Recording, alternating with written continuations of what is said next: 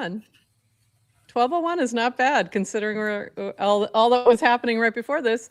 So GM folks, very excited for today's show. We got to do all our little notifications, let people know we're live. If you're watching, wherever you're watching, share, let people know we're live now. Very, very excited for today's show. We're going to have Rish on at 12:30, so about 30 minutes. So that's going to be a great chat. This is going to be the first time he's chatting about the new takeover of Farcaster by Neynar. We'll lead you all along and let you know exactly what that means before he even gets here. And I'm just super, super excited about everything that's going on. We have lots to chat about. Adrienne, how are you doing today? Excited? Oh, so excited. So excited.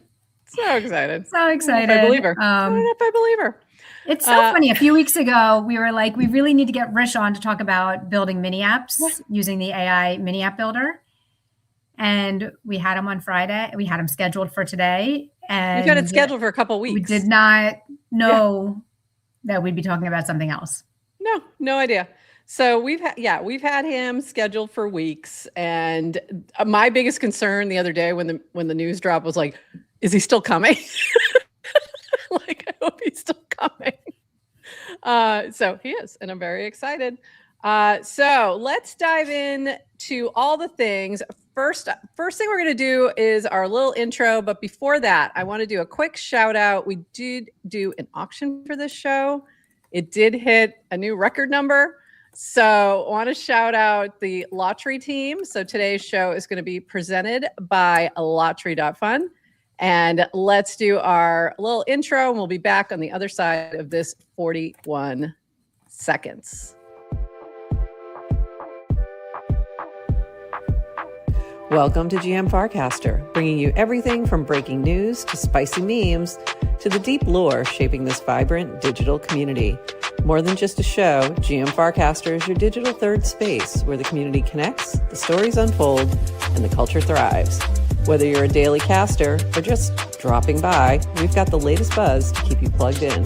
So grab your coffee and let's dive in with your hosts, NounishProf and Adrienne, for another episode of GM Farcaster.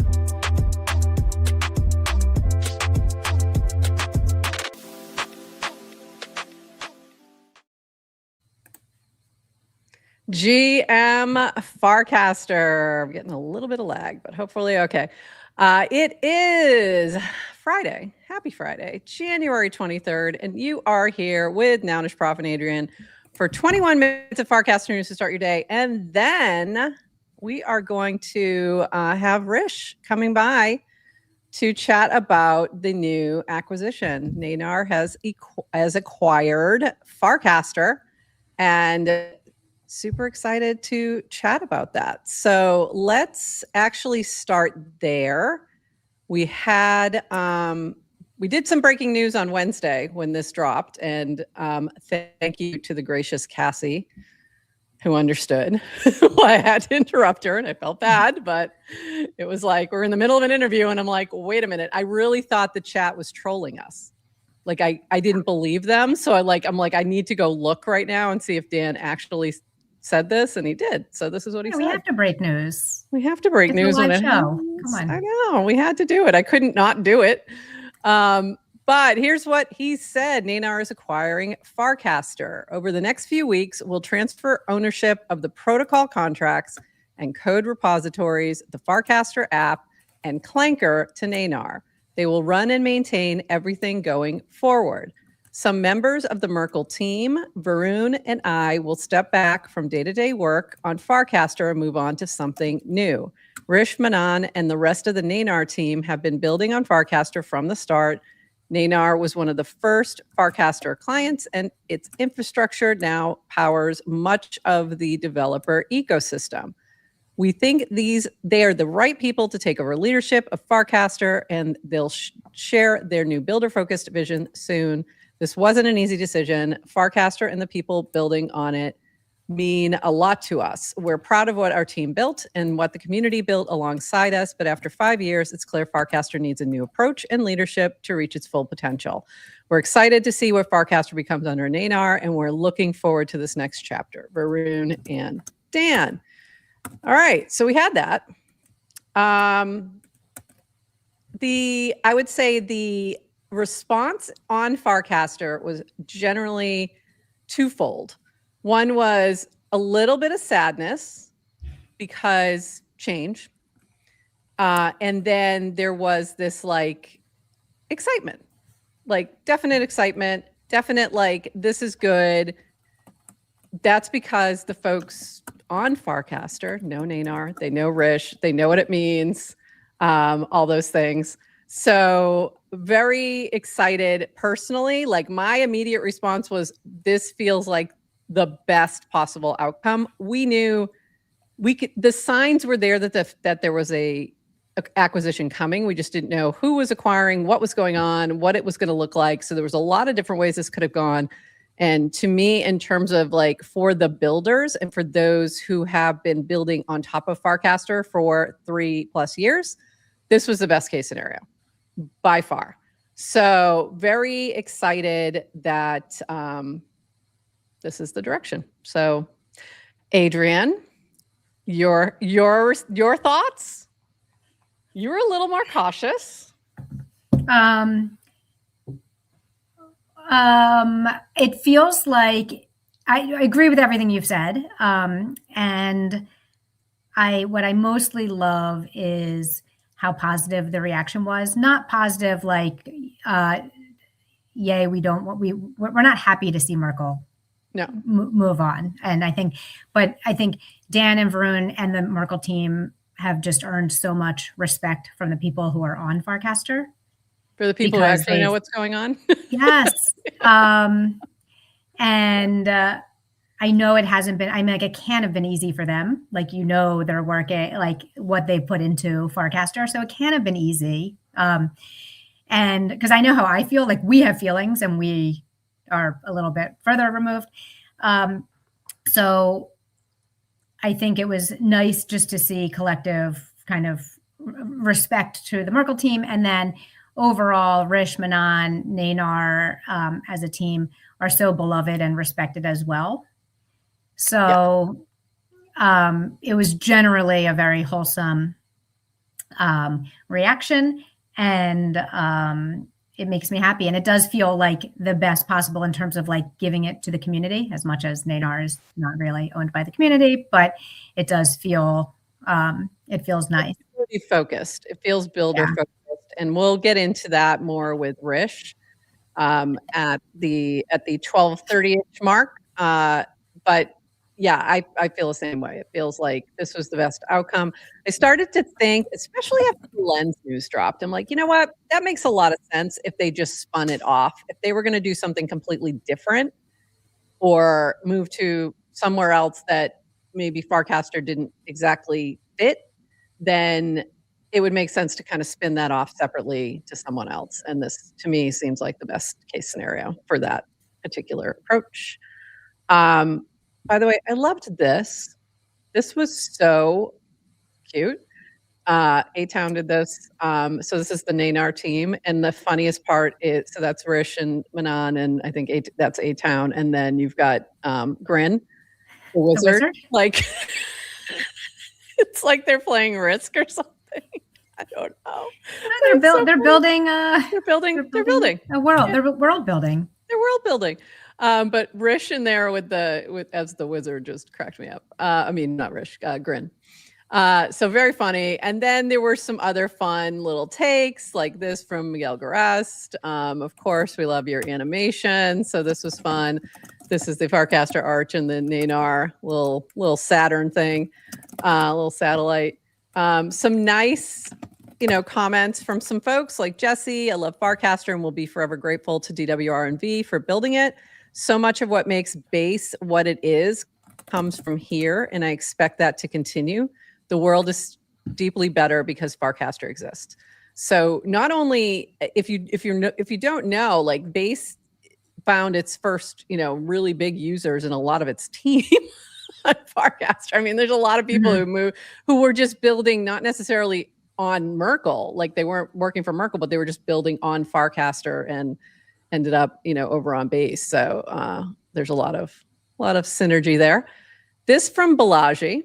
Dan and Varun in the team built something amazing and useful. Farcaster is by far the best open social protocol around. I want to see the Farcaster protocol grow in Rish and Neynar's hands. Sometimes protocols take a little while to incubate. The silver lining to this transition could be that the Farcaster protocol will become even more decentralized, and I could see that for sure happening. I will talk to Neynar and figure out how best to continue supporting Farcaster builders. There is still amazing potential in this mature and functional protocol, especially with the rise of Claude Code. I feel people could build 10 demos a day to show what's possible, and one of them could take off. And literally, that's already happening, Balaji. We're calling it the Neynar App Studio. Come check it out. Literally, that's what's happening. And that's the other thing that I think a lot of people miss, is that this is the best place to build by far. Like if you want, your first 100, your first 1,000, your first 10,000 users, like if it's really good, you'll find them here before you move out into a larger audience. They'll give you constructive, useful feedback. You'll, get load testing. We've seen it happen over and over again. And for 2 reasons, 3 reasons, 4, 2, 1, right? A lot of reasons. So how many reasons? I have 2. No, but you get your users because you get distribution in the feed. Like you can build a mini app and you can share it and everyone can use it. But the other piece is because the people who are here want to use it. Right. Yes. It's like they're people who want to be early adopters and give feedback. So you're more likely. So it's like the ability to share. You're more likely to have an audience that wants to see what you're doing. And then the other piece is it's unruggable. Yeah. So it's not building an API, you're not building on an API that someone can later pull a la Farmville, but you can, right. But it's kind of not Farmville because Farmville. It's farm. Yeah. Did I get that? Yeah. Yeah, not the money. I'm just clarifying because some people on Farcaster might think you're talking about, builders gardens, farms. But building, because you're building on an open protocol, social, so you have a little bit of that guarantee of So for those who build, cool things, you will find an audience. So not dead yet. And also there's been a lot of chatter about decentralized social. This was from Fred Wilson, who's also an investor in Neynar and Farcaster, I believe. Hi, casters. I wrote about decentralized social today in the wake of 2 protocol handovers and an excellent post on this topic by Vitalik. So I'd recommend you go take a look at that. Give that a look-see. And then we had this from Linda. So this was probably my saddest moment. But also I'm excited to see what she's going to do next. I'm really grateful to have had the opportunity to work with DWRMV and the entire team on Farcaster. They have been extraordinary teammates to build with and learn from. It's no small feat. They spent 5 years building decentralized social, not the easiest path in crypto, and I'm proud to have spent my time supporting them on it. I care deeply about the mission of decentralized social, and I strongly believe Farcaster is the best possible hands with Rish and Manan and the Neynar team going forward. I'm particularly excited about the builder-focused ecosystem after Daniel and I built Bountycaster before joining the Farcaster team, and Neynar was nothing but exceptional partners to work with. Thank you to all the builders and community members who have made Farcaster such a special place. I've always been in awe of the concentration of talent and genuinely kind people. I'll be doing my own separate thing next, but I'll remain a Farcaster community member. I'm truly optimistic about Neynar bringing Farcaster into the next phase. I thought that was a great post from Linda. And then we had like the Farcaster fun stuff start happening, like Farcaster changed my life over and over again. Many, many people. And mine was technically Farcon the beta, but yeah, related. And I loved seeing that. So that was a fun little quote thread going on. Then you had this from DeWoofy. There's a part of me that really hopes Dan is finally taking one of these great opportunities to build a new client. I don't think so. And also, yeah, I was hearing that he was really joking about a whole bunch of different things, and it's been really fun to see. This was great from Brad Q, kind of summarizing what Derek and TLDR had to say. FC is the most successful subreddit of all time. Sometimes subreddits change the world. See Wall Street Bets. So contacts, we were talking Tuesday during SOFA community call about mental models to think about FC. Is it a new frontier? Is it more like early Google style workplace? Both were not received as satisfactory on the call. And all illustrations, metaphors break down. But I like the modernization of the most successful subreddit of all time as the mental model to consider for FC. So, and I've always thought of it as an incubator. Like it feels like an incubator to me. It feels like it just feels it has that vibe or it had early days for sure. Over the past, I don't know, maybe 9 months, it has felt less like that. But it's still there. It's still definitely there. So, and speaking of, this is from Lamone. I'm feeling that energy again, the same energy that fueled me over the past years. For me, Farcaster has always been about the people, about techno optimism, about social Lego blocks we can't stop playing with. The past weeks and months have been hard. It felt like I wasn't the only one who lost that energy. A lot of my friends did too. And I think the founders may have as well a little bit. And now they're back. Back in the summer of 2025, we made that bet, taking the risk and proposing Rome as the place for the next FarCon. I was excited and afraid at the same time. Excited because I'd get to bring my internet friends to my hometown. Afraid because I knew it was going to be hard. Still, we started envisioning it, working on website, tickets, venue, slowly putting the pieces together. At some point, for reasons beyond our control, sentiment around Farcaster went down and FarCon felt the impact too, but we kept going. I won't lie. Over time, I started losing conviction. I started asking myself what the point was. I stopped casting about it. I stopped casting at all. Yesterday's news felt like a breath of fresh air, a reset, a beginning. Builders are finally back at center stage. The reason why I proposed myself and ETH for FarCon has always been simple. We're builders at heart. We love hacking and experimenting. We don't care about trading or speculation. We care about making things. The vision Rish shared yesterday is deeply aligned with that. We've always wanted FarCon to be a place for makers to come together, strengthen their bonds, and keep experimenting together. Many of you asked if FarCon Rome is still happening. Yes, it is, now more than ever. I want to set the stage for us to come together, IRL, to talk, argue, learn, grow, create, and build like we've always done. In the next days, I'll share the concrete plan. You can expect real builder energy, expect a hackathon, expect showcases, expect spaces and activations that give voice to everyone, contributing to Farcaster, builders, creators, makers, founders, and communities. See you in Rome. Nice. I really loved this cast as well. I saw some comments come up and I think it's, I'm sorry, Bert, it's really far. It's not, really, really far. It's not far. It's very close. Bert, if you need someone to come put you in a little carrier, I'm your woman. Just DM me. We'd love to have you there, Bert. Yeah. So I felt all the things he just said. I was feeling the same. I was feeling the same things. I wasn't feeling as excited. We decided, which we haven't even announced this yet, but we kind of talked about it a little bit. I was kind of afraid to say it, but we're not going to be at ETH Denver this year. We decided not to do that and put the effort and resources towards that because we weren't feeling like a lot of people were going to be there. We just weren't feeling the energy. And I was afraid to say that while everything was unknown because I thought people were going to take it the wrong way. So I feel more comfortable saying that now. Like it had nothing to do with what we were doing. It just wasn't feeling like a good fit. But I feel like now I'm excited. I was looking at flights today for Rome again. So, and going, damn, they're expensive. So if somebody could make number go up as well, that'd be freaking great. And then we had some crazy posts. I mean, that was nice. But then we got this from Kojo, who hasn't casted and, hasn't been very actively casting. We got feet. I don't know. It just felt right today. Those are toe spacers. If you know, you know. Then we had this from yesterday. We need content warnings. You can't just throw Kojo's hairy legs and feet on. I mean, welcome to Still better than a tongue scraper. Still better than a tongue scraper. Sometimes we talk about toe spacers. What do you want me? What do you want from me? It's not I didn't do it. This from Crypto. A person I have known for more than 10 years who I consider trustworthy is convinced Farcaster will shortly experience an explosion of fun. I don't know anything concrete, but if I were exposed, I would be excited.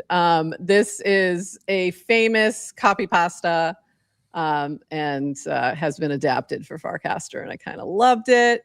And then we started to see this going around the timeline. I'm going to get to the other stuff in just a second. You know I am, if you're wondering. That I pledge to help make Farcaster a fun place. Can you pledge that you will help Farcaster remain fun? And my personal opinion was like, it feels like a big commitment. I don't know if I can commit to that.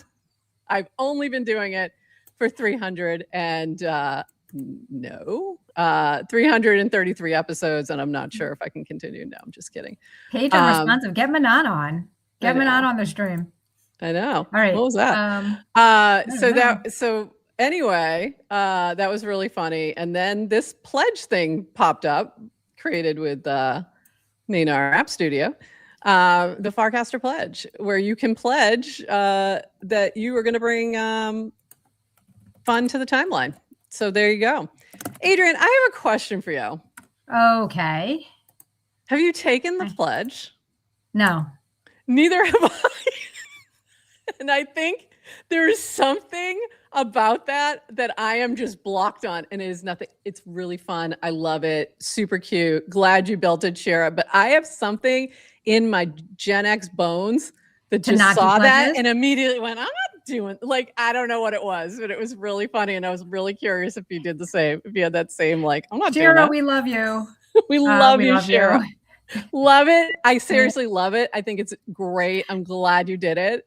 Really glad you created it. So I just have a weird thing about. Do you feel differently about manifestos than you do about pledges? No, they're about the same. Right. So when Vitalik did the pre-DevCon, there was the manifesto, and everyone was signing that, and that also had the same discussion around like, I'm not signing someone else. I'm not signing someone's manifesto. I didn't sign that either. Like I have. There's something about it. I don't know. It just doesn't. I don't know. It's a weird. I'm telling you, it's a Gen X thing. It's like a weird. We're weird that way. And Dylan, you're totally right. It was just like it was a fun thing. It was super fun. And to be honest, if no one was doing it, I would have, because I would support my friend who needs vibes. But everyone was doing it. They didn't need us to sign the pledge. They didn't need us. They didn't need us at all. All right, we got a couple more quick things, and then I do see Rish down there, but I'm going to just quickly talk about one other thing. While we were having all kinds of fun over on Farcaster, crypto Twitter had different feelings. So it led to this having to happen. So there was a lot of, mostly it was FUD, mostly it was misinformed opinion, and then it crossed over into what I would consider as an attorney, defamation, and also including DWR's attorneys who are reaching out to him going, hey, do you want to say something? Because this is ridiculous. And it was ridiculous. So just some clarification from DWR, given some rumors, wanted to post a few clarifications. Farcaster is not shutting down.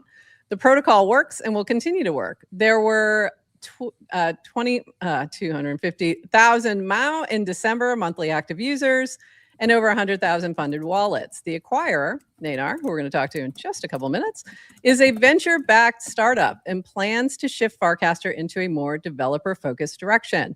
As for Merkle, we're planning to return the full 180 million raised back to investors. Over the last 5 years, we tried to be good stewards of investor capital.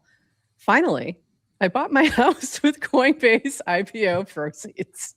There was an insane amount of chatter about Dan's house. And I was like, wow, you guys really got triggered by Architectural Digest. Like, that's new.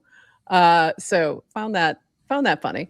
And I'm going to just point out one last thing. I thought this was the perfect response from Kyle at Pinata.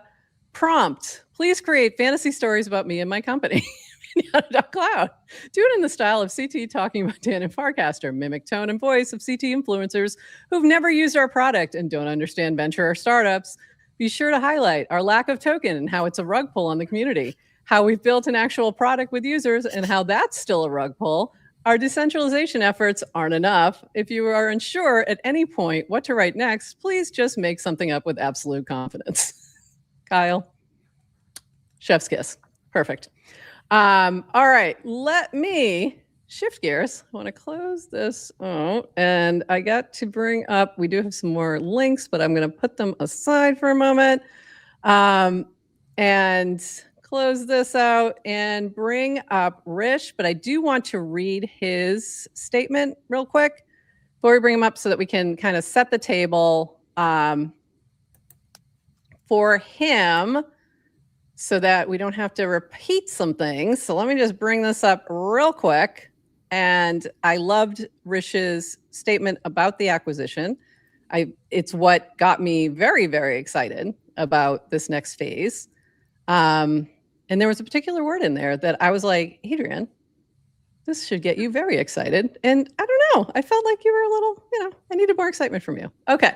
This from Rish. Excited to share that Neynar is acquiring Farcaster from Merkle. This means we will now maintain the Farcaster protocol, run the Farcaster client, and operate Clanker. As part of this change, Dish and part of the Clanker team will be joining Neynar. Neynar is the software platform for the Farcaster ecosystem. A significant portion of Farcaster products run on our infrastructure. We've been focused on this community throughout Neynar's lifetime, and this is the next step in that journey. Over the past 5+ years, Merkle has done incredible work. We are excited to take up the mantle from here. I am sharing some high-level thoughts below on our vision, what comes next, and specific information about the product. We are very grateful to everyone who has made this community what it is today and are energized about what we can build together moving forward. I will continue to answer more questions as they come. All right, fact time. What is the vision? Enable builders to go from idea to recurring revenue supported by a builder-first network. Farcaster at its core is a community of builders deliberately cultivated over many years, the Senius. This community has consistently driven the network's most meaningful moments, frames, degen, warplets, and more. The value of Farcaster is not just the products, but the people who experiment, share knowledge, and build in public. New ideas tend to gain their first traction here because they are shaped directly by feedback from builders who actively use and extend them. As building software becomes more accessible, we are going to merge software generation, crypto-native Rails, builder-focused ecosystem. Products built on Farcaster will be usable anywhere. With crypto Rails, they'll incorporate global transactions, asset issuance, and on-chain ecosystems from day one. Builders will distribute their products to a network that thrives on experimenting with new technology. The network will remain open so builders will own their distribution. We are entering a period where building software is becoming dramatically more accessible. Farcaster is well positioned for this shift. It offers a place where people can explore ideas, build products, get early feedback, and launch into the world from a single environment. Our goal is to make this entire process easier by providing an experience that helps builders move from initial idea all the way to recurring revenue. 2, why is Neynar acquiring Farcaster specifically? Neynar's core mission is to make building software simpler.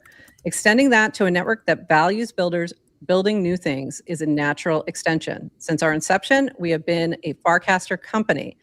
So much so that many users mistake Farcaster and Neynar to be one company. Well, now they are one company. We're excited for this next chapter, and we hope you are too. 3, are there any immediate product changes to Farcaster, Neynar, or Clanker? No. If you've been reading rumors on your timeline about your Farcaster client protocol or Clanker shutting down, those are false. I don't know what that means. Product iterations. We want to get feedback from all of you as we start on that journey. Neynar developer platform will also continue to exist. Building on Farcaster will only get easier from here. 4, is the vision only about building software? No, Farcaster thrives on building all kinds of software, art, music, literature.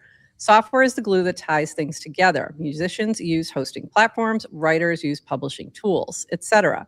If you're passionate about making something new, Farcaster will support you. 5, what about trader-first approach?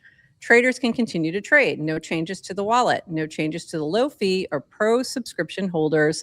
It'll still support best prices. All swap capabilities will continue to be supported. We think financial rails are important for builders regardless of trading.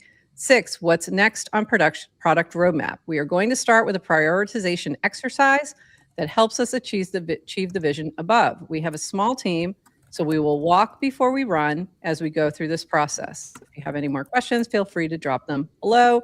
And Rish has done a couple of sort of AMAs here with questions right here, but we'll kind of cover a lot of those now anyway.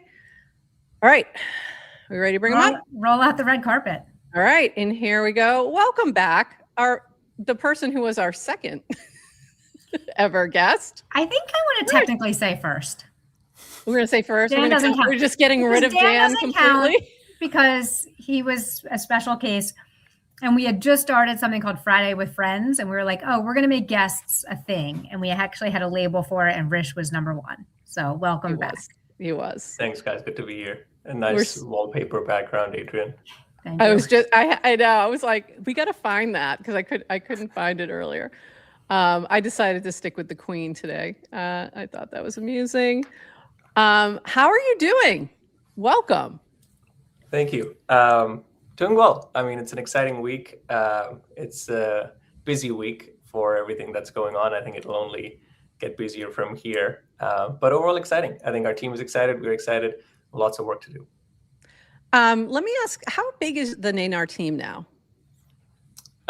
We are 11 full-time people and a few contractors. Okay. And then I know you mentioned Dish was coming over. Anyone else from the Clanker team also moving over? Or I think it's too early to announce full names because everything hasn't closed yet. But we have a few offers out that have been verbally accepted. Great. Once everything's signed, I think we'll be able to announce. Say more. Timeline. Okay. Yeah. I'll try to avoid questions that I know you can't answer right now, but I was curious. Okay. I laughed, by the way. People have already been like, we need to know because I need to know who to tag for bug reports. For now, you can tag me. I think the Neynar bot actually does a pretty good job. If you tag that, and it'll flag to us internally. I love that bot. Yeah. The bot is great. It's really good. It actually gave a lot of really good questions to ask you today as well. But I did see, I'm trying to find it now and I can't find it. V had wanted to submit a bug report and you gave him you gave him a message of where to send it. It was too good an opportunity to pass up. But yeah, obviously he knows where to find me. Also, this was one of my favorite casts of the past couple of days from Dan. Can someone switch the cast button back, please? And you said, Dan, I accepted the GitHub invite 5 minutes ago. Which was literally true. Like, it was like, obviously they had sent the invite earlier in the day, but by the time I wrapped up the day and got to my emails and accepted the invite, and then I saw that cast like 5 minutes after. I just thought that was really funny. So I like some of the playfulness that's happening there. Also, you've gotten many playful casts about various things people want. Let's give them a minute.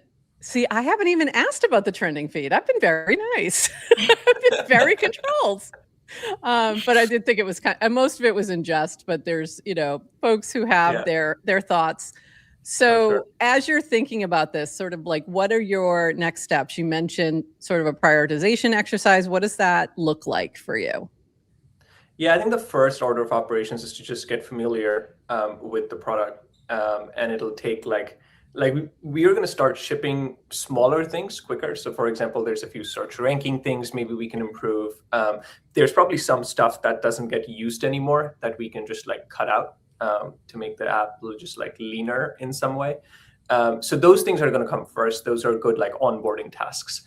And our team can get familiar with the code base. We can start shipping some stuff.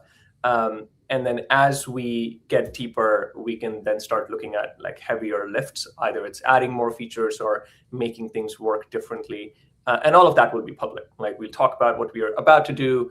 Even for smaller bug fixes, we'll call out hey, this fix we made today. Most people won't even notice it because they'll start with features that are not used as much. But all of that will be public. We'll talk about it. And the usual gradient is we start small.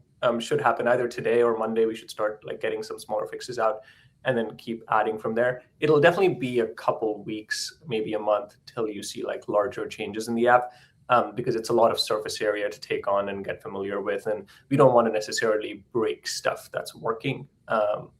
So yeah, there's going to be a ramp up there. I've really appreciated Dan regularly posting even just about priorities, before things are happening. I think that's really helpful to kind of at least let people know like, hey, this is what we're working on right now. Also, what I've noticed is Neynar picking up and being able to answer a lot of questions about even this past week. Yeah. And tagging your announcement, like, hey, you can learn more here. And I think that's going to be really helpful to you all as well. So that if people are asking for things, you know, if they tag Neynar, then they can maybe get an answer back of like, here's what we're working on right now or something like that. So yeah, that's absolutely. helpful. I think one of our general takes on the product today and the software today is that the network's great and the crypto rails are great. But we could make it AI first in some ways where AI seems underutilized within the product itself. And obviously there's a bunch of different parties providing AI capabilities. We are one of them, but it's not fully natively integrated into both the application level and the network level. And there's some work that we'll start doing there, should start showing up over the next weeks and months. Amazing. There's already funny questions in the chat. We were going to talk to you. So today we were bringing you in here to talk about mini apps originally in the mini app studio, which I love and am so excited to work on my next one. And I thought I was going to get it going for today, but it didn't happen. So I'm assuming like mini apps are going to be a big part of what you're doing. It's like not something that's going away, I would assume. Like it's more definitely not going away. I think we are going to make it easier to build them, and hopefully we'll also make it easier to build not just mini apps for Farcaster, but there will be like when you have AI, you don't really need to work on interoperability as much. So I saw a cast somewhere yesterday like, hey, why are Farcaster and World standards different? I don't really know the answer to that. Why are they different? But the truth is it doesn't really matter. Right? Because even if they're different, you can have the same agent publish two different things at the same time, and then you can go share them where you want. So when you start building with our tools, and Farcaster and Neynar tools will blur, there's not going to be noticeable difference in the future. So when you just generally build with Farcaster, underlying it'll build with Neynar, and you'll be able to build once, publish anywhere kind of thing. Your mini apps should work across apps, across interfaces. And they'll probably be full apps in the future. Like we'll lose the notion of what's a mini app and what's a full app, and they'll just be products and you can go use them and share them as you want. And you'll be able to do them from within the Farcaster app. Like today you need to go and use the Neynar app studio. You need to know about that or whatever else you're using. But ideally it'll just become one seamless interface and you'll be able to do all of that from within Farcaster, share within Farcaster. And that will become clearer. That's amazing.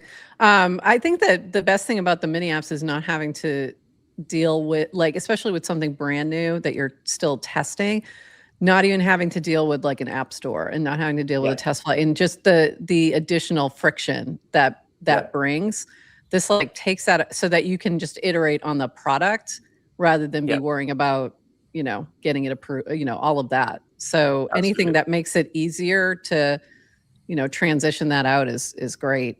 I've also been really impressed that like I built something in Neynar App Studio. It works perfectly over on the Base app. Like I only had to publish it once and it works on all the other clients that have this, you know, that have that available. It's fantastic. So really well done. Really well done. Okay, we've got a lot of questions. Most of them are about features. So I'm not even going to get into that because I think you've answered that at the high level. Like everybody just chill for a minute, get their hands around it. They'll be with you in a momentarily.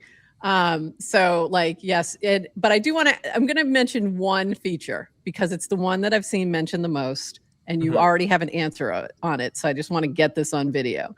Animated PFPs. Just break the news to the folks so we can move on. Unfortunately, I don't think we're going to bring animated PFPs back. I think they were cool. I really loved mine, by the way. I had this glitch on my robot and it looked great. I was a big fan. I don't think I ever changed it. So I think if another client picks it up, it still animates. But yeah, I think that's Rich, just say it's not a priority right now. Opportunity for another client. Yeah. I want to show you something. It still works. Never say by the way. no. I'm going to give you some comms. Never say no. Just say there not we a go. priority. It still works. Yeah. If you click on the PFP itself, when you go to somebody's profile, if it's an animated PFP, it glitches. Yeah, but that's not what they want. But it's still there. Just tell people it works. Tell people you release them and it works on your works on your device. It works fine. What are you talking about? Yeah. I just have seen that so many times. I figured we'd just get that out of the way. And one other thing I want to get at, so the other biggest question, which of course is when token. Do you want to just get that out of the way real quick? Cue the music.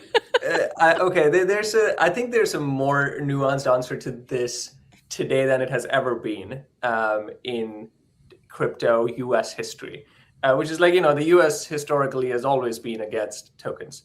So there was just like 2 years ago, there was no reason to think about it because no matter how well designed the token was, it was just not going to go the way huge risk wanted.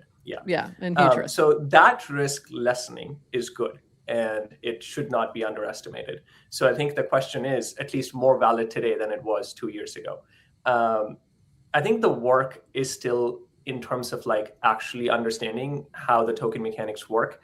And we haven't done that work. And we don't fully know. If we suddenly launch a token, like I'm sure there will be some meme coin up and down, but that's not really true value for either the community or the company or the network at large. And we haven't done the work to think about what a token would mean. But I will give the question some benefit in the sense that if there was ever a good time to ask this question, this is probably the good time to ask this question.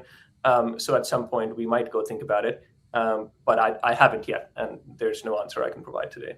And I would assume that's not a immediate priority, like correct. Focusing more on like, just getting your hands around everything first and figuring out what the priorities are before you. So everybody chill on that. Actually, good point. The token is Clanker as of now. The token is Clanker. There you go. Clanker. Because that is part of what Neynar has acquired as well. So, I mean, that's a great point. And I'm sure that there'll be some thinking about, I know there was already talk about different features and things they were already working on. So I'm sure we'll hear more as that gets sort of thought about as well.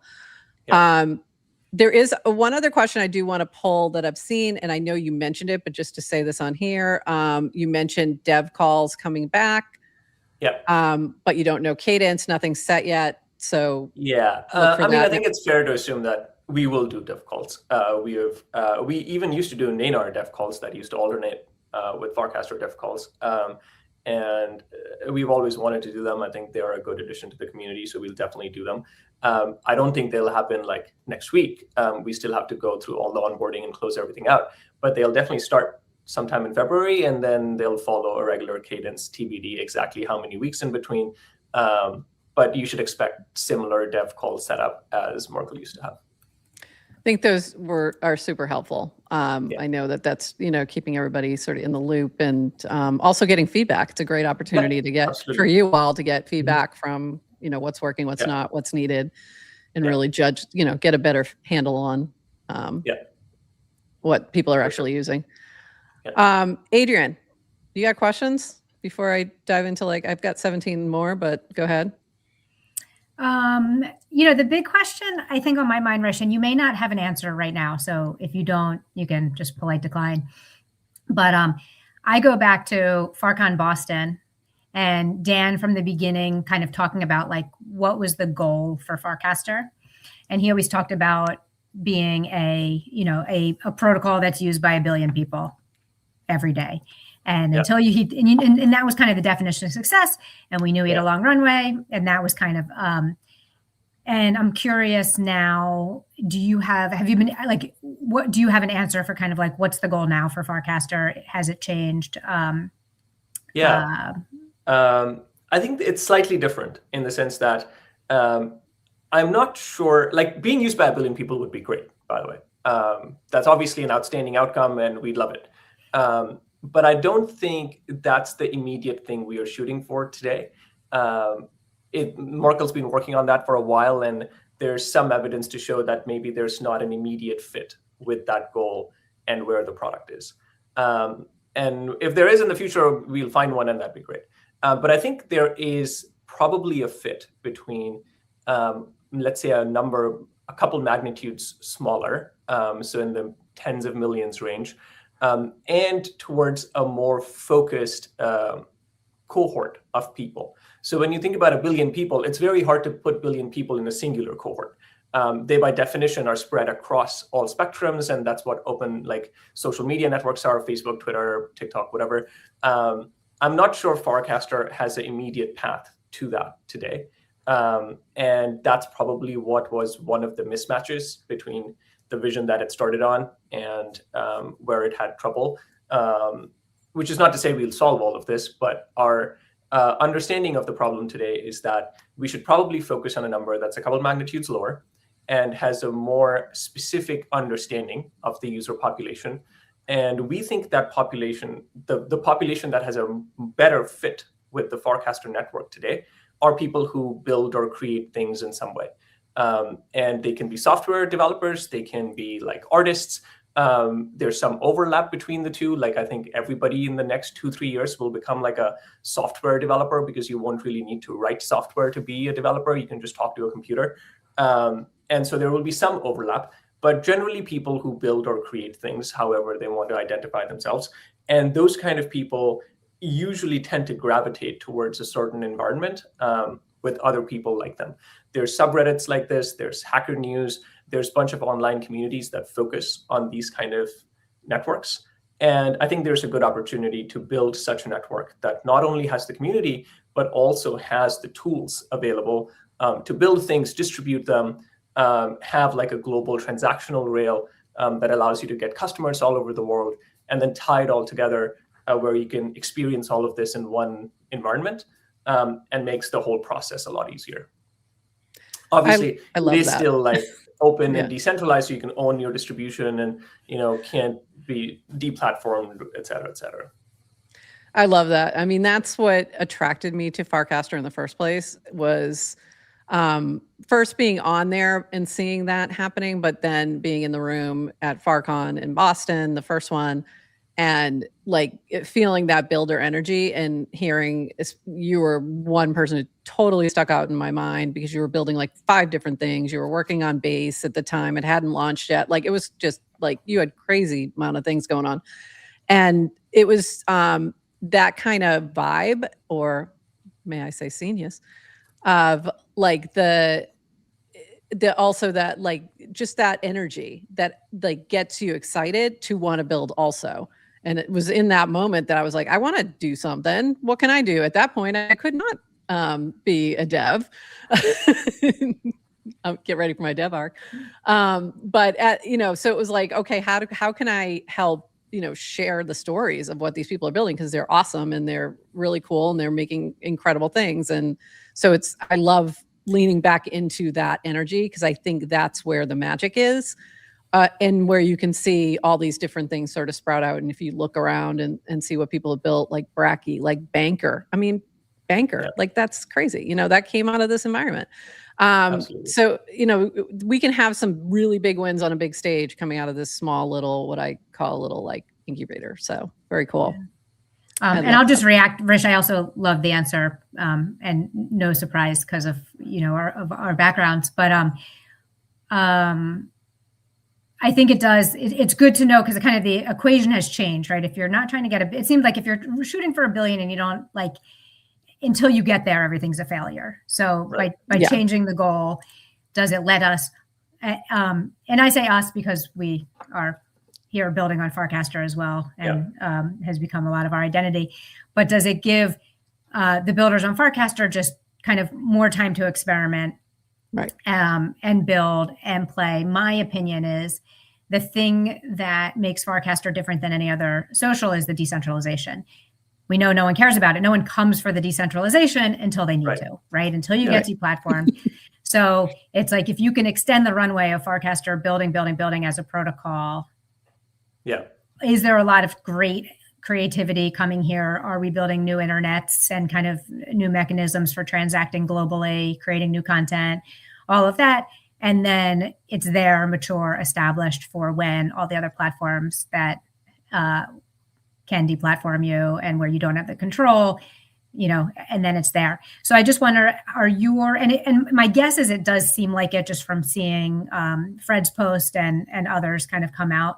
But do you feel like your investors and kind of the current backers are also philosophically aligned to, yeah, absolutely, like committed to like the protocol and decentralization aspect? Yeah, I think it's very hard to do stuff like this without having your investors on board. I mean, we can technically, like Neynar founders control the board. Like Merkle founders control their board. So neither of these companies are big enough where you don't have board control. Those companies are usually much bigger. So technically you can do stuff like this without your investors on board, but nobody really wants to do that. Like you want to be friendly with your investors, and they obviously have invested a lot of time and effort into having you succeed. And both our investors were very aligned. Like I had a great process with my investors. Fred was amazing through this process. Like I can't even express how thankful we are for Union Square and Hon Ventures and all the investors on our side. And it's been a great process. So that part, yes. For decentralization, yeah, I think it's like, one of those things that nobody cares about till something really goes wrong and then you suddenly care about it. And I don't think, same as Merkle, like, if we just go out and say, hey, you can build software here and the way you distribute them is decentralized, I don't think anybody really cares. So it's a great feature to have, and they'll only care when they get deplatformed somewhere else. I'm imagining something like, let's say you're a teenager in Iran or something, and you build some software, and now you can't actually go and sell that to US companies or US customers simply because of sanctions. But that's a kid and they're building software. Now, even our app won't be able to surface whatever they're sharing out to the world because we are a US company, but the protocol is decentralized. So theoretically, you could have a Farcaster client in Iran that could surface what they're building and show it to the rest of the population. And those kind of things are not possible today with Reddit or Hacker News or Twitter or whatever that is.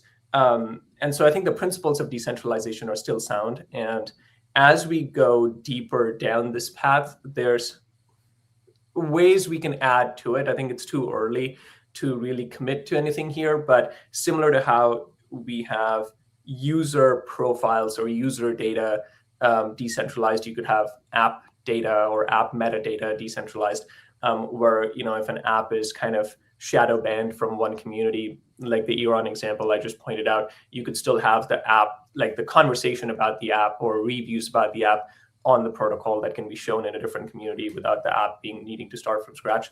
So there's ways to do this kind of thing that I think are long-term beneficial, and we'll have to find our way towards that as things get traction. Along those lines, have you tried some of the other clients? Are you playing around with all of them? Okay, I figured you had. I think most of them are built on Neynar, and I think I've tried most of them. They are. I think they are. I think what's exciting right now is they're getting so much better, and they're finding their own sort of niche communities that are resonating. Like Sofa comes to mind, where it's just a very different experience, and Zapper is a great trading experience. There is a question here about, will there be more collaboration with the Base TBA team around mini apps? I'm not sure exactly what that question means, but I feel like everything works directly. It works directly, right? So I feel like that work's already really been done. And we are very close with the Base team. Like Base runs on Neynar infrastructure. So yeah, if something doesn't work, you helped build Base. Which a lot of people may not realize before it launched. So I think right now, and I think that's the best part of this is if you're building something in the Neynar App Studio, it should work in all the other clients that surface mini apps. So I think there's just a lot of opportunity there to do these different things. And we had Cassie on Wednesday talking about Equilibrium and Quorum and that approach of decentralization, which I think is another. If that's if that really is important to you, there you go. That's the place to land. So there's lots of options. And I will say, if they had something specific in mind for this collaboration, I'm happy to hear them out. And if there's something we are missing, we'll absolutely do what is needed there. We are very close with all these teams, so not a problem. Awesome. I'm trying to look really quick through the chat. Mini Delstack just said mini apps work 1.1 on Base. I think they went Farcaster. Yep, exactly. It's kind of amazing. You don't even have to test them in different clients because they really do just work. Yeah. I don't know why it surprised me, but it did. And I think that was with the most recent iteration, like it didn't early on. Early on, you did have to do some separate things to make it work. Yeah. So it's early on. It was probably. I think Base has actually done some. It's amazing. Work to actually get better now. Like you can submit screenshots and have your apps show up really beautifully and how you discover them. So there's some work we have to do on the Farcaster app. But Base is pretty good at helping your apps get discovered once you go through their submission process. I do want to show you this. So I think it was 0x Chris. 10x Chris had asked Neynar about what are the top 10 spicy questions for you? And Neynar answered, and he had good questions, like really good questions. And I was very impressed. So this is more about like just sharing that, Neynar is a really good little bot. Like definitely ask this agent things because it knows its stuff. And I really, so I don't even know if you have answers for this in terms of like timeline for transferring repos, infra, and any breaking changes. I can go through these a little bit. So the first question, yes, we are actually working on this right now. So work has started this week to getting our team added to the infrastructure and repos. Like some of my team is in a meeting for this right now with part of the Merkle team, and will continue into next week. So it's going to take a couple of weeks. But let's say in 2 weeks, maybe 3, but in 2 weeks, everything should be transferred. We are not expecting breaking changes. I'm interpreting breaking changes to be like, hey, I built something, it's now broken because something broke during this transfer. That should not happen. Everything that anybody builds should continue working. If there's any features that don't get any usage that we just cut out during part of this transfer, we'll announce them. But they were nobody was using them, and I don't think we'll cut out any features that people are building on top of. So again, should not be breaking changes. Do you want me to go through the rest? Yeah, let's go through them. Neynar had good questions. I mean, what can you do? Like, I'm sorry, you guys are competing against the AI now, and they have better questions. Great. This is the future. We build an AI that then asks us questions. So how do you balance a builder first ethos with commercial productization? I don't think they're at odds at all. Like some of the largest builder first companies are trillion-dollar companies today. Like Microsoft is a developer first company. Steve Ballmer is famous for going on stage and screaming about developers. And it's like, what, a $3 trillion company today? Yeah. So I think there's if you look at even the newer upcoming startups like Replit, Lovable, there's huge commercialization of builder first companies. And it's great. Like you can actually give tools to other people and make a business out of that. And other people can then make businesses out of using the tools you provide. So there's it's very synergistic. There's no competition between the two goals there. All right, next up. Will existing builders get credits, revenue share, or preferred infra access? And I'm thinking that's not changing. I would assume. No, Neynar developer platform for now will just continue to exist as is. So there's no changes there. Keep using it. I will throw out just a quick idea, which really we can circle back to in about a month. I'd love to see a builder hackathon where the prize is a year of Neynar or something like that, so that the incentives are aligned. Then you're going to get actual good builders coming in if that's what they're hoping to get. Who decides protocol upgrades? Neynar, a multi-sig, or community governance? I would assume you all. Yeah, I think anybody can submit PRs just like it is today. But the general process is going to stay the same. Just Neynar will replace Merkle. We'll skip 5. We already covered that. Even Neynar is like when token, which is great. So learn from the best. how will identity and data portability be preserved for users? I would I think assume this is the same. It's on the same. protocol. Yeah, the protocol stays as is. There's no, there's definitely no changes that will harm this. We might improve this in the future. But the protocol is decentralized already, or at least sufficiently decentralized already. Sufficiently. So it'll just continue as is. One of the best things, for those who might be watching and aren't familiar, is if you go to a different client that has Farcaster built in, your social graph goes with you. So you don't have a cold start problem. You jump right in. Like when I went over to Uno, I just imported, boom, boom, and all my friends were there. So that social graph is what is really special. I think you already addressed what staffing changes that you were gonna, we'll circle back to that when appropriate. How will you avoid centralization, giving Neynar runs much infra? Yeah, this is one of those questions that when asked seems like, oh, what a great question, and like something's going to change. But when you really think about the question, there's like no change here. Like, it's not like we were competing with infra for somebody else. It's just the infra layer. Like, imagine this acquisition never happened. Were people like competing with, like, was Neynar competing with anybody else? No. Like, the space is too small. You just either use Neynar or you don't. And that's not something we put together in place. Like, we'd be happy to have competition. It would actually be a great sign for the ecosystem, where the ecosystem is big enough that multiple parties are competing for it. And I would any day be a smaller percentage player in a larger, more like competing ecosystem than the 100% player in a smaller ecosystem.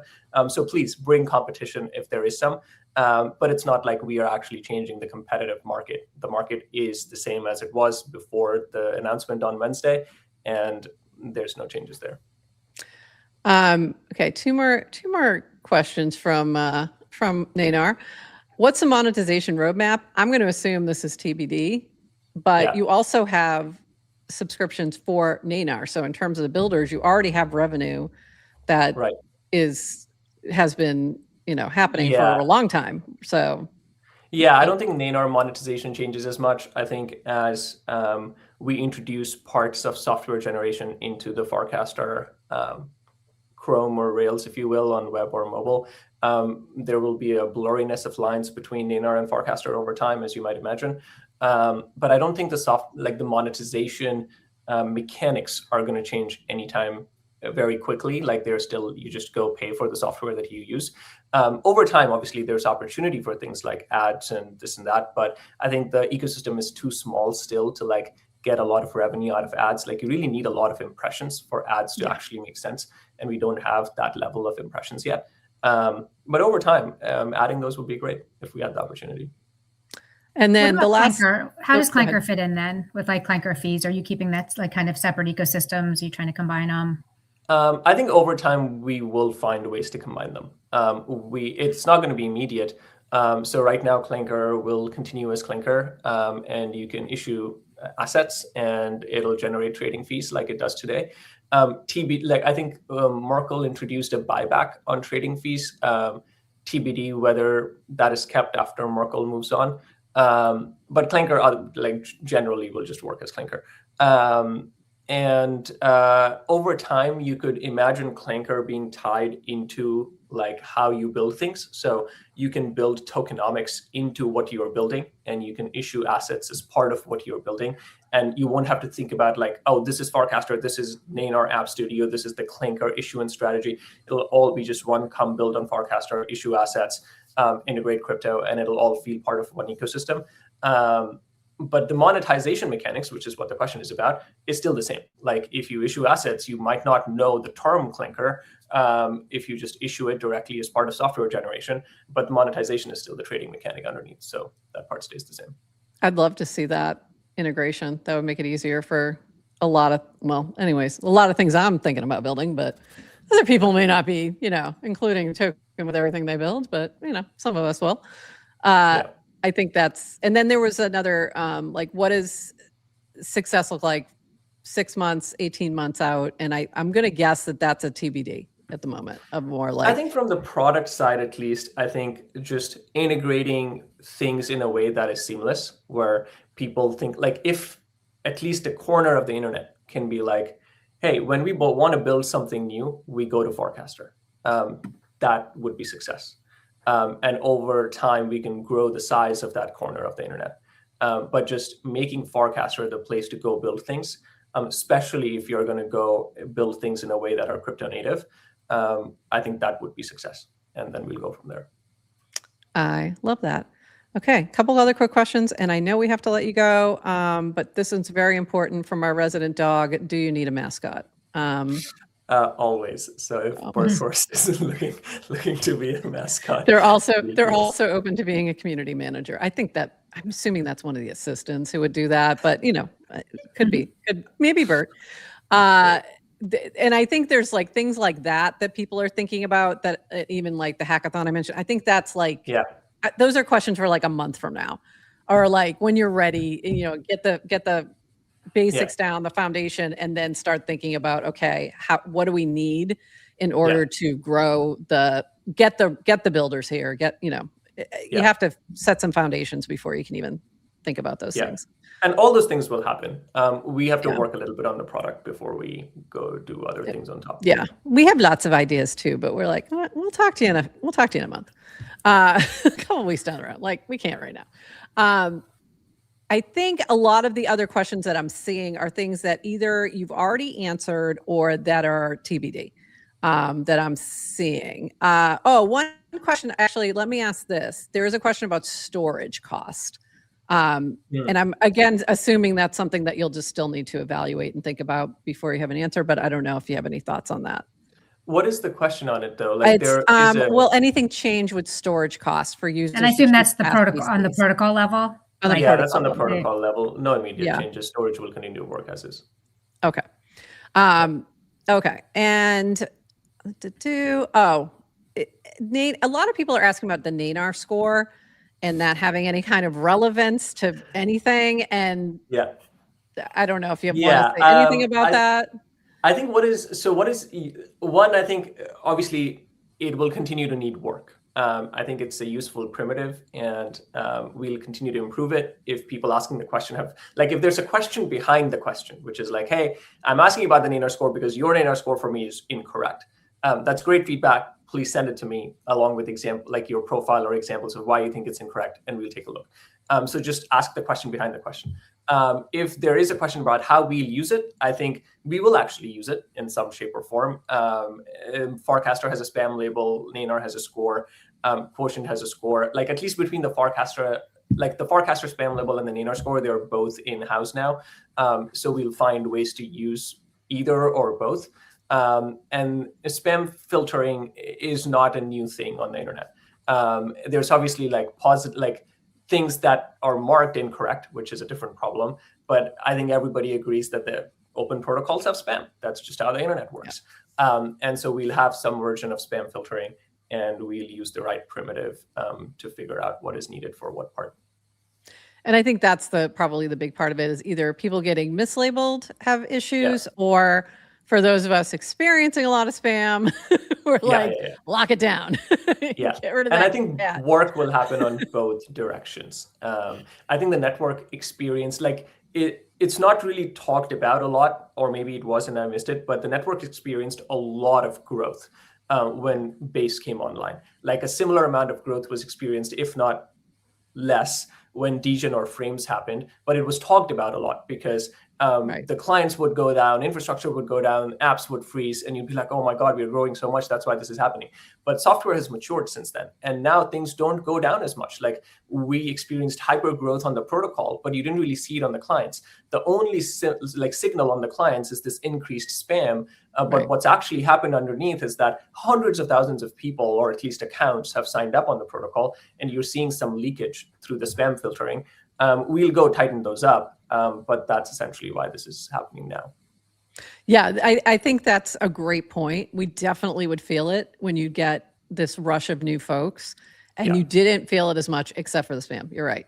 Except for that stupid cat and the ghosts.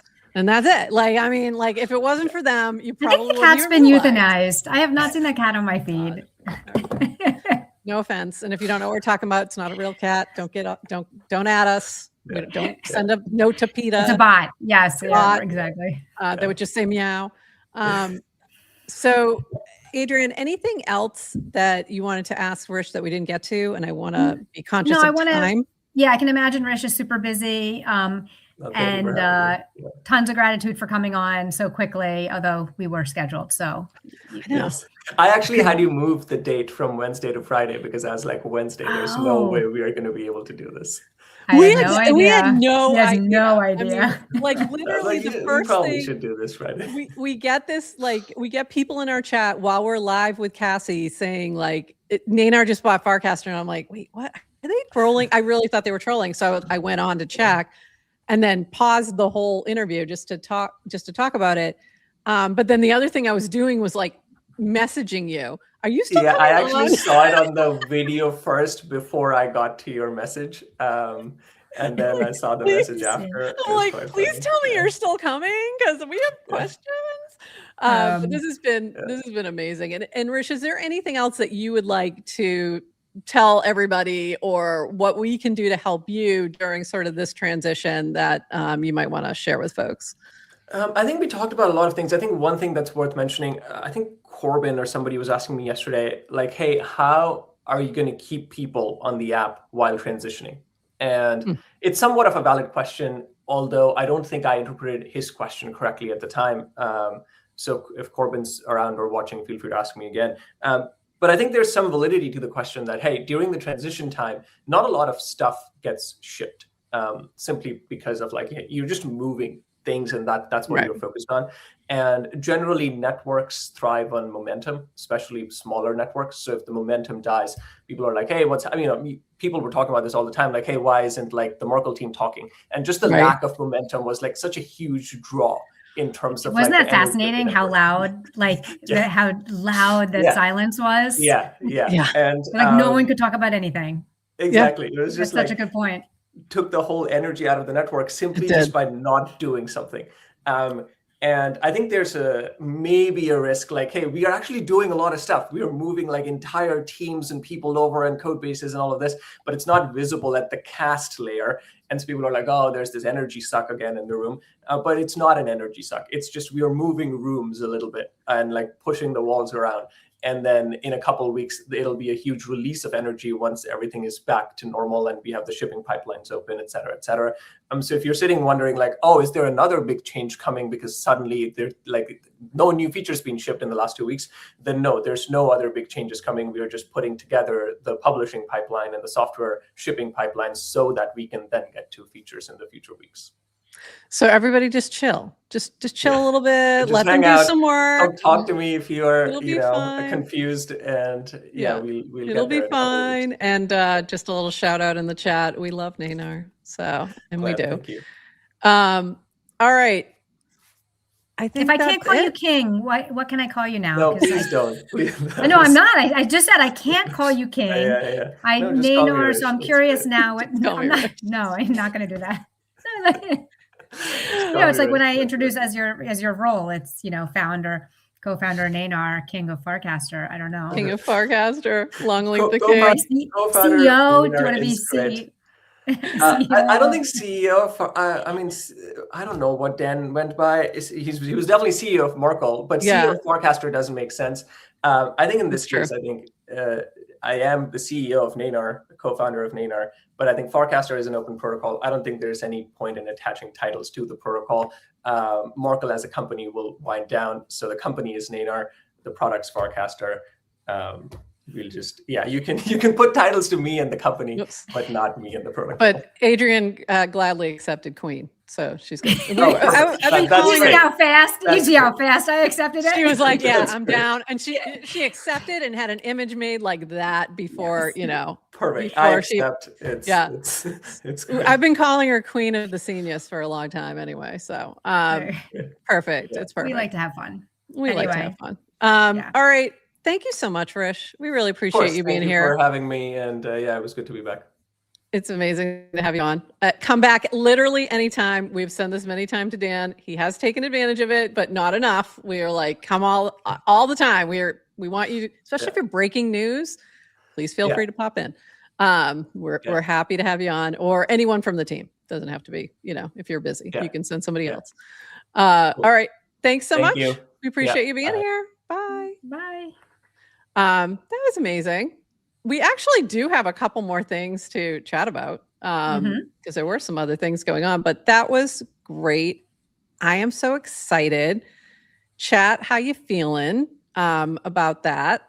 I think I'm excited. I feel great about this new energy. I feel like it's going to be a lot of fun. I'm really looking forward to seeing what comes from this energy, in terms of people who are building. So yeah, welcome to the new era. So good. Pumped. Yeah.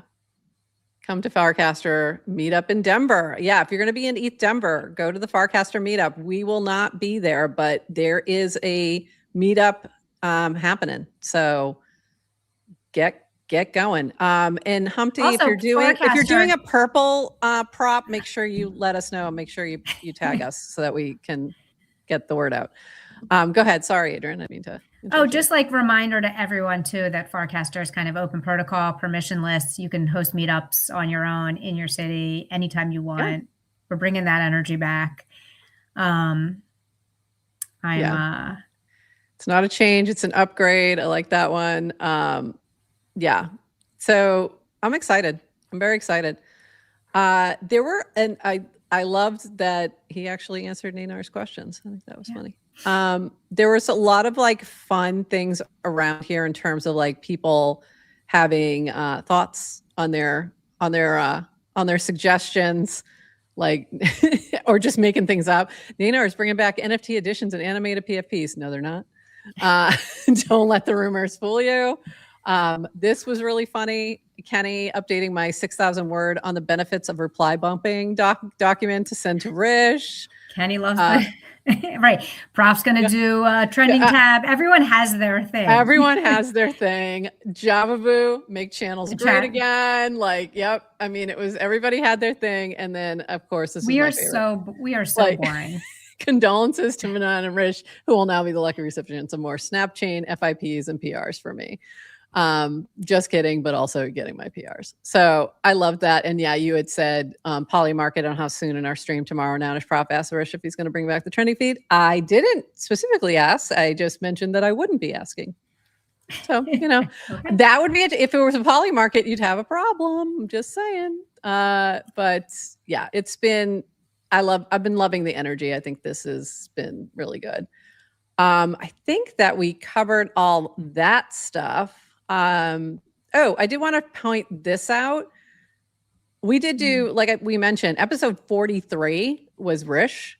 Episode 38 was Dan. Those were a couple of our first interviews. These are late 2023 and early 2024, pre-DGen. So really interesting if you want to take a little look back in time and see where we've come from. Could be fun. Please forgive us for the very poor quality.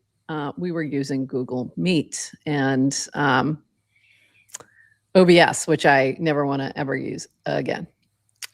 This was also funny from Matt Lee. You thought I said we're all going to get rich? LMAO, no, I said we're all going to get rich. I liked that. That was good. And this from Will from Splits. Who is this masked man? Rish, be he hero or nay? Check out our interview with him from last year to learn more about his beliefs and philosophies. Spoiler alert, hero. So, and this was an article on splits.org. Ship first, commit later. Rish of Neynar. So go check that out if you want to learn more.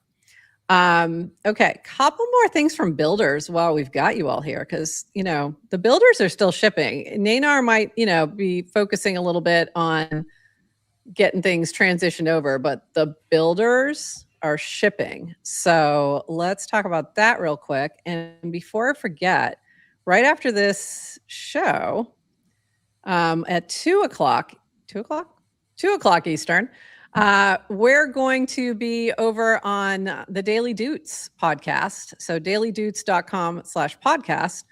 I think will it also be on Twitter? I think it's also on Twitter.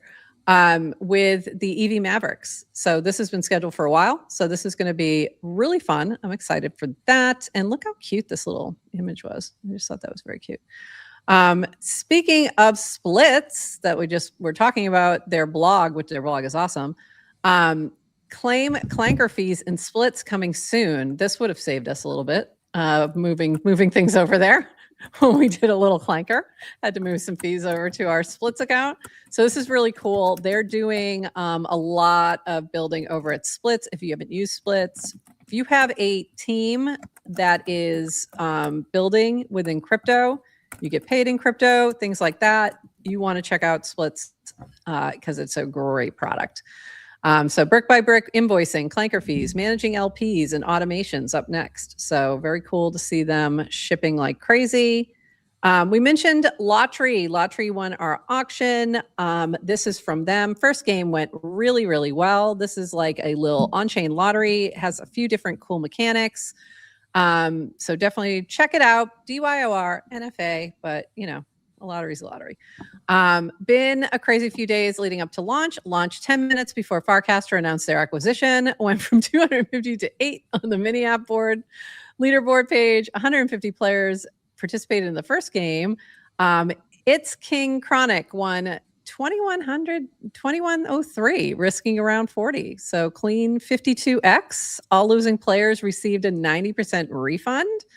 Lottery didn't dump after airdrop unlocked. Been holding solid. Jake said hi. We won the QR.fun auction.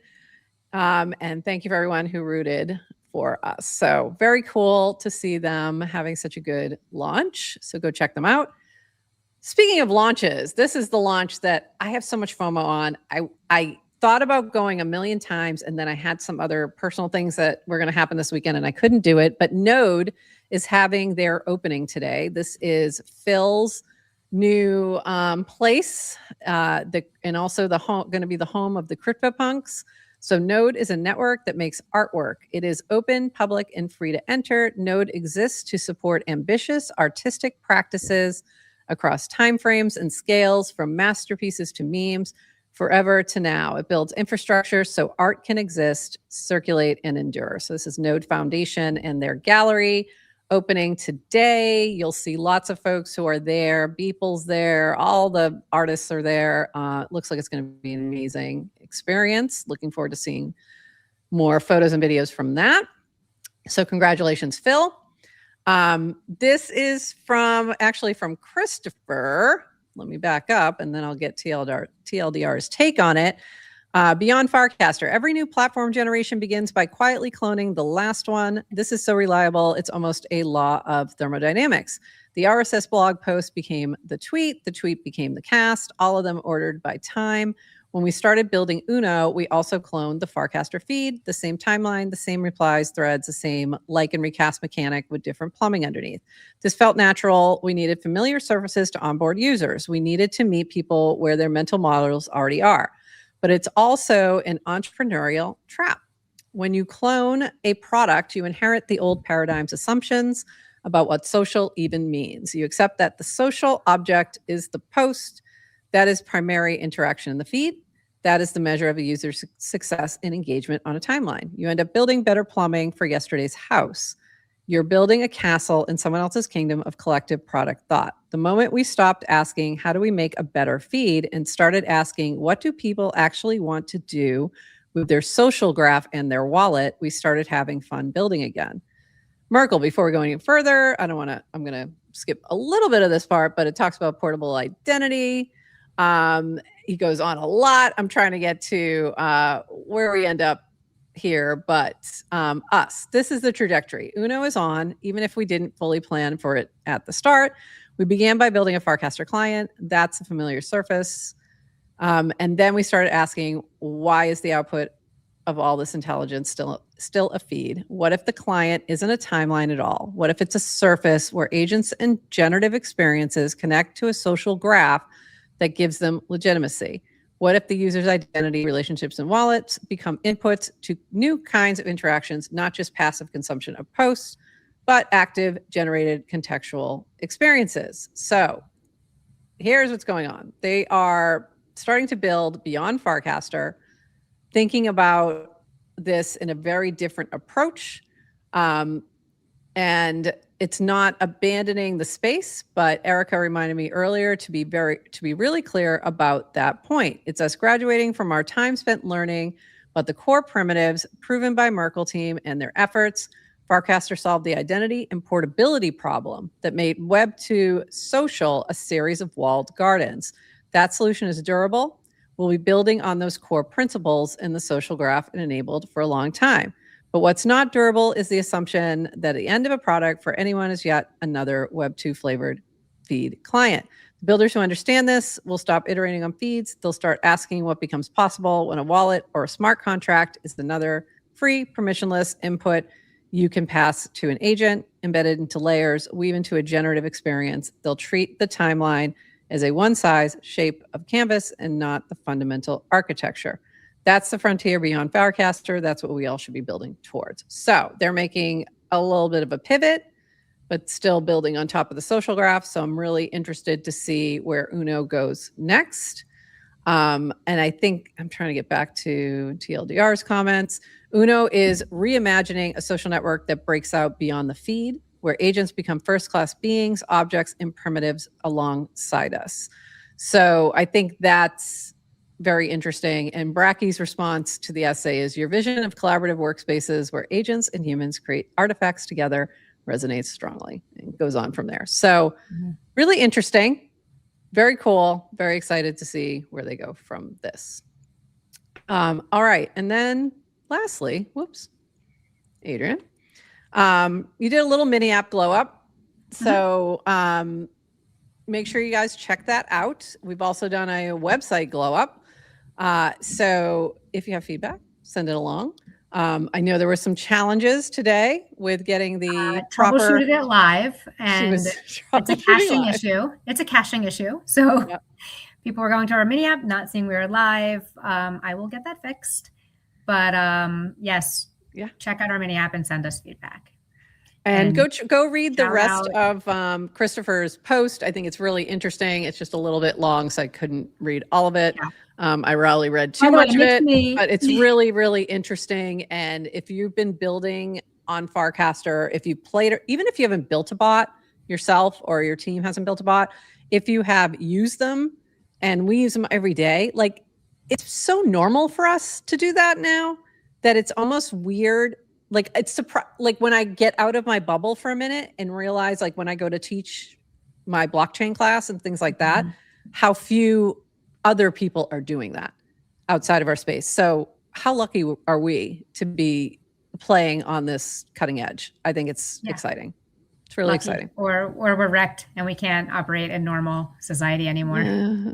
I mean, really hard. What are we losing? It's really hard. It's really hard. On Christopher's long form essay, which should have been a blog post, not a long cast. It was also a blog post. He did. Okay. It made me really excited. I just want to take a moment to kind of reflect where we are in terms of like Farcaster. So for so long, everything was like build not client, build not client, build a different client. And they really were mostly clones of themselves. Yeah. And Farcaster was not big enough. Like, why would you need competition for multiple feeds when one was enough? In a long distant future, I think that is enough. Like it is enough for you to be able to take your social graph with you to other clients. Like, okay. Yeah. But even in the short term, like the other thing we didn't even think about were what are all the other apps that have nothing to do with social media? Yeah. That would benefit from social context. Right. Built in. And then obviously we didn't even have the agent meta a few years ago, right? And what that looks like. So I find it incredibly bullish that there's builders like kind of who have the opportunity to like play in this design space. And we would never have seen this a few years ago. No. Like you wouldn't have, it was too risky. Yeah. Yeah. So what an amazing moment. And I think we're going to see a lot of cool experiments and takeoffs on this. I think if you are building another client, it does have to have a different perspective, whether that is something like SOFA, where it's like, we're going to be really small, curated. It's a, like a different point of view. Something like Zapper is like, we are trading focused, but we see the benefit of the social graph. So I think there's a lot of different ways the social graph can be very beneficial. I think we saw that with gaming, with Remix, which was Farcade before it was Remix, which that's everywhere. Like it's all over the place now. So like that's another thing that people may not realize incubated within Farcaster first. So there's those types of things I think are really useful, but I also think Socialfy is a thing. It will continue to be a thing. So when I think about like Zapper and the trading focus one, or, depending on what direction Base is going, I think that is very much not going anywhere. And I've heard a lot of like, it's dead. And I'm like, you're crazy, because you've got, folks like Pump Fun with their streams and just continuously trying to build a social graph, like trying to build the social experience into the financial experience. And we're just going to see more of that. You're going to see it in Robinhood. You're going to see it in, whatever Stripe is building. You're going to see all those things happening. And combined with, I want to know what people are trading. I want Polymarket. You're going to see prediction markets. That's another area where social graphs could be huge. And we've seen that with Bracky. We've seen the way Bracky's taken that social aspect into predictions. And I think that's really a special thing that keeps us from being a little less isolated. Even though those connections are on the internet, they're still connections. So my thoughts. NetNose, normal society. Yeah, normal society. There's people out, NetNose, there are people out there who have never used an AI agent. I know that is crazy, but they exist. And it's probably like 90% of the people. There's a lot of people. I know. But it feels completely foreign to me at this point. To not tag a bot at some point during the day. To have it do something a whole for you. variety of different things. Yeah. So it's, but it's, and I see it whenever I go to teach is when I get that realization of like, oh, that's right. I'm in this very weird, amazing bubble, and I gotta, realize that not everybody knows what the hell I'm talking about. So, all right, Adrienne, I'm gonna shout this out one more time. We're about to go take like a 20-minute break and then jump onto another live stream. So go watch the. Should we do a costume change? I may. I actually wore this for the second show. Oh, because I was thinking like, so branded. I need the GM Farcaster everywhere. I'm not missing this opportunity. This has been so much fun. If you have just found us and you're like, who are these crazy women? Thanks for watching. NounishProf and Adrienne, we are here 3 days a week, and we will be back on Monday at 11:30 a.m. Eastern. We do have in the team from Intori, or is it one person? I'm not sure exactly. Somebody from Intori is coming. At DB from Intori. At DB, that's right. So we have Intori on Monday. We have a whole crew from Creatorfy, Rachel Wilkins, and a few of the creators who were part of that cohort. We're going to be chatting with them about creators within Web3, on-chain creators. And then Friday, we have Jacek coming on. I'm like, it's Friday, right? Yeah. Jacek will be coming on. The king of DGen himself will be coming by. We'll be talking about the DGen app as well as the token and his thoughts on all the switch up. He reached out and was like, "Can I come on and just gossip about what's going on?" And I'm like, "Totally can." I'm like, "You can, but also can we talk about the DGen app?" Yeah. I love all the guys that want to gossip. Just want to chat, like what's going on and talk about all the things.